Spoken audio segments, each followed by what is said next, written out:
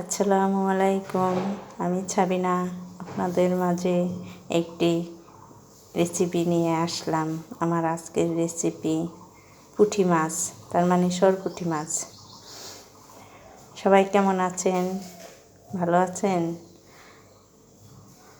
নববর্ষ উপলক্ষে আপনাদের সবাইকে আমার আন্তরিক শুভেচ্ছা ও ভালোবাসা জানাই।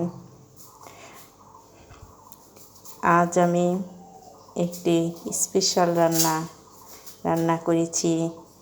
ইলিশ মাছের পরিবর্তে সরপুঁটি মাছ।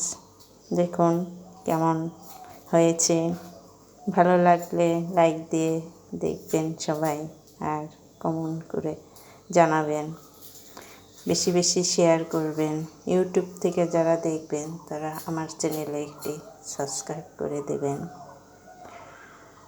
এবার আপনাদের মাঝের থেকে বিদায় নিচ্ছি। Thank you. আল্লাহ হাফেজ।